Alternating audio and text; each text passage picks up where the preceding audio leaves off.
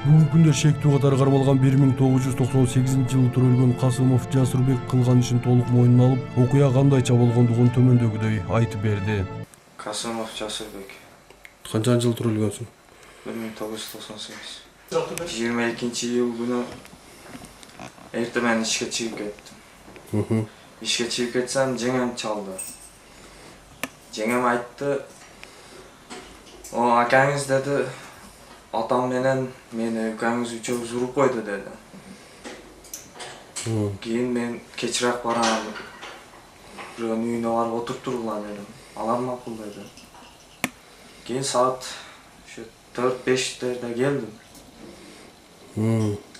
Үйгө келсем, таам мас алып алды, үйдө жатат экен. Жеңем үйдө жок эле.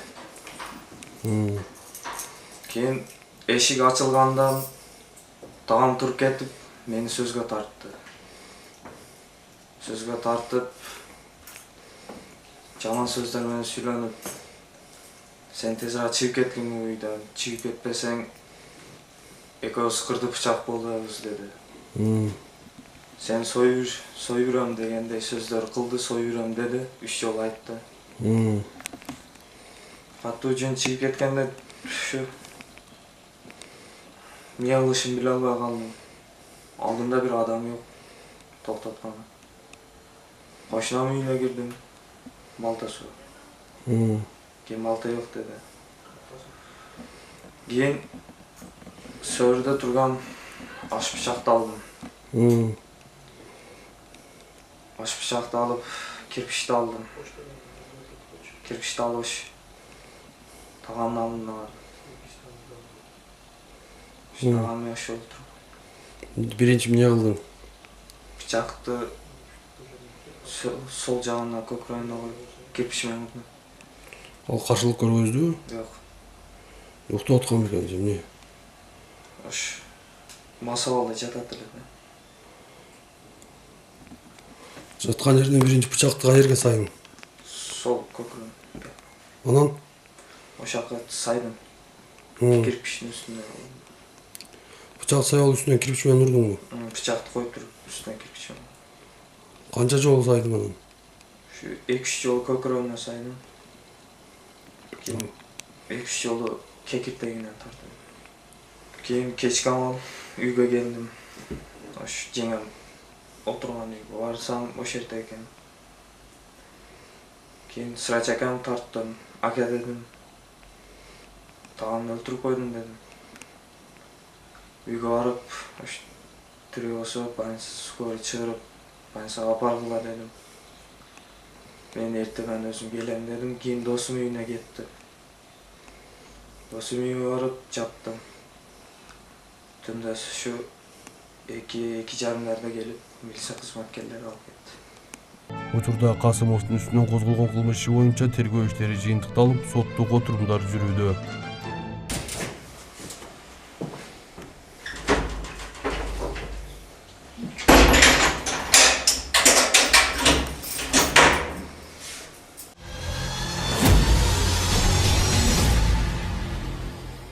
Уурунун жолу кууш дейт элибизде. Анын сыбарындай кууш жолго кептелген атуу бүгүнкү күндө Таш көмүр шаардык ички иштер бөлүмүнүн убактылуу кармоочу жайында кармалып жаткан чагы. Окуянын толугу менен кийинки таспадан көрө аласыздар.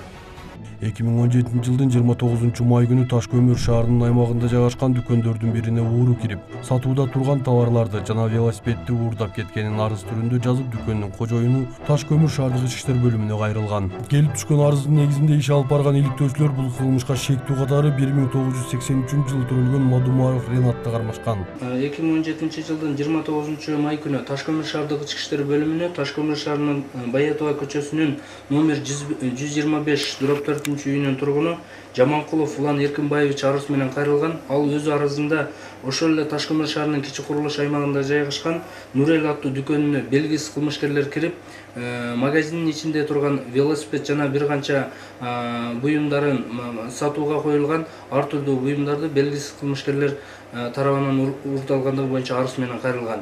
Анын арызынын негизинде тергөө бөлүмү тарабынан 164-беренеси менен кылмыш иши Кыргыз Республикасынын кылмыш жаза кодексинин 164-беренеси менен кылмыш иши козголуп, козголгон кылмыштын негизинде ыкчам иликтөө иштери жүргүзүлүп, натыйжада Таш көмүр шаарынын тургуну Мадумаров Ирнат кармалып, жасаган кылмыштарын толугу менен мойнуна алып, азыркы күндө Таш көмүр шаардык ички иштер бөлүмүнүн убактылуу кармоо изоляторунда кармалып отурат. Ага карата номер 4517-34 сандуу кылмыш козголуп, тергөө амалдары улантылууда. Ал эми шектүү катары кармалган Мадумаров: "Мен ал күнү мас акыбалда болчумун. Уурулукка мен эмес, мени менен чогуу ичип отурган аял кирген" дейт. Мадумаров Ринат. Кайсы жылы төрөлгөнсүң? 80-нчи. Кайсыл жерде? Таш көмүр. Башта соттолгонсуңбу? Канча жолу? 3. Кайсы статьялар менен? 336, 164. Кайсынысы менен 2 жолу соттолдуң эле? 336. 336 менен 2 жолу. Отургансыңбы? Отырган. Канча жыл? 9 жыл где-то вообще. Кайсы жерделерде?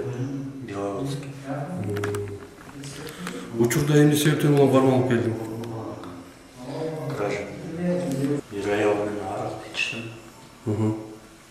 Как свидетель был. Арак ичтиң, анан? Вот как свидетель был, яхат келди. Ким? Мен яхат келди işte. Сен свидетель болуп келди азырмы? Жоқ, нужен свидетель. Вообще. Просто арак ичтим. Сен бирдеме урдадың беле өзү? Жоқ. Эчтеке урдаган жоксуң. Аялынан жолу. Ал аял урдаптыр сен менен. Эмнелер урдаптыр? Велосипед. Дагы. Был. Так, учурда сага коюлган күнөөнү мойнуңа аласыңбы? Ну, то, что ошо эмне ичтим, ошону алам.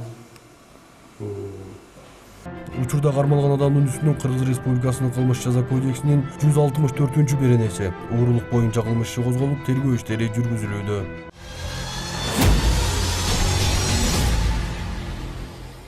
Биздин бүгүнкү чыгарылыштын өзөгүнүн ушундай окуялар камтыды. Сиздер менен мен Орозбек Шарабдин уулу болдум. Коштошоор алдында кырсыктан сак, кылмыштан оолак болуп, жай турмушта жашаңыздар демекчимин.